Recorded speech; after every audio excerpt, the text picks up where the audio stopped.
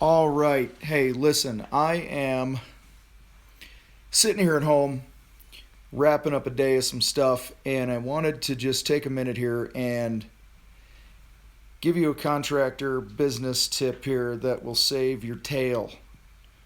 And it's this: stop doing work for people that you don't have signed agreements on. I have talked to no less than four contractors. One, two, three, four. Four contractors in the last week alone who are doing projects that range from $7,000 or $8,000 up to over $200,000 that are doing these jobs without a signed agreement. And guess what the one thing they all have in common is? All their customers are having issues when they get an invoice and they get the final bill. And they're like, I never agreed to that. Okay, listen, the sooner y'all get it in your heads that you got to get everything in writing, and I don't care if it's for an $8 light bulb replacement, okay, the sooner you get it in your head that you need to get signatures for that, you need to have a clear scope of work of what you're doing, what you're not doing, what's included, what's not included. All right, the better off your life and your business is going to be. Here's another thing. It's none of the customer's business how you're marking stuff up. Stop breaking things down in such a detailed manner for people. Okay? They have problem. You have solution to problem. You say, in order for me to fix the problem, it's going to be $7,000 to $10,000 if you need to give a range. Well, what's it going to be? 7 or 10 grand. I'll let you know when I'm done. That's better than you reporting your hours to them and then they're nickel and diming you when you're marking it up. I'd rather not get the job than deal with that crap. Give people a fixed amount of money. And if you're doing time and materials, like I've done in the past for wallpaper removal and things like that, because sometimes you just don't know how it's coming off, you need to literally sit down with them and have them go over a checklist. I understand that there are unforeseen conditions and that this is only an estimate.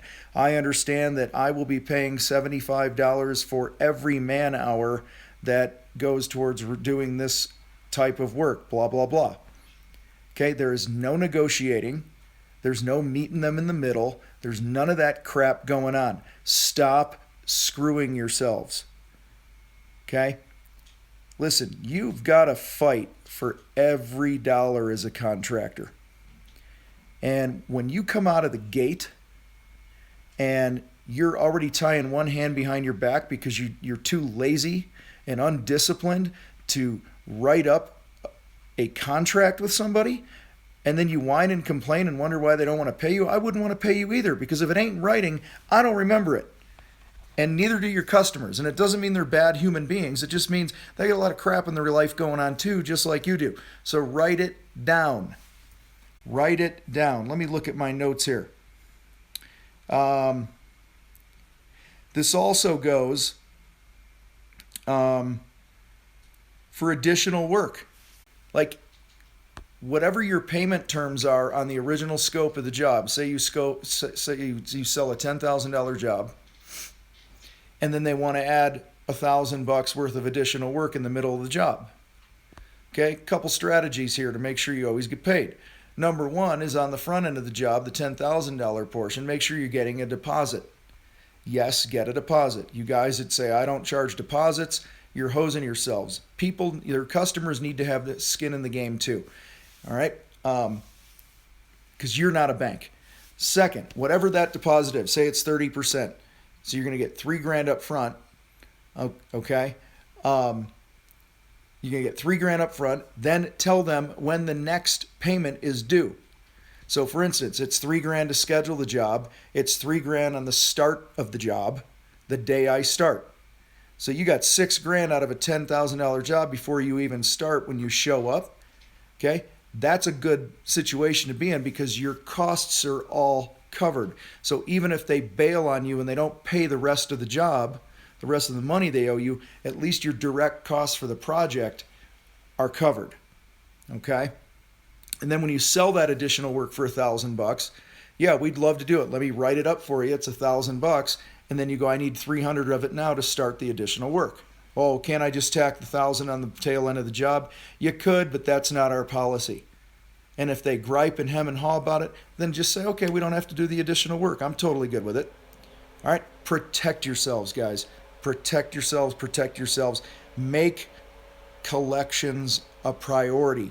And you can't make it a priority. You have no leg to stand on. One of the people I was talking to this week who has taken on a job that they don't have a signed agreement on, they're like talking about court. And I'm like, why would you go to court? You have no documentation. Zero. You have nothing to stand on. Okay? Because you didn't do contracting 101. Have an agreement. Have an agreement. Put it in writing. All right. Let me just make sure. Blah, blah, blah. Yeah, I already said that. All right. Here's the other last thing I want to touch on really quick here. I know this is going longer than I planned on it. The minute a client, so let's pretend you get a signed proposal. The minute a client does not honor their end of the contract, so say you get the $3,000 deposit, the next $2 or $3 grand is due on the first day of the job when you start. When you guys roll up to the job, you stick your hand out. They don't have a check for you, don't start the job because they are breaking the contract. And don't do any of this, oh, hit me up at the end of the week when the job's done garbage. Listen, turn the tables. What are they going to do if you don't honor one part of the contract on your end? They're going to be on Yelp.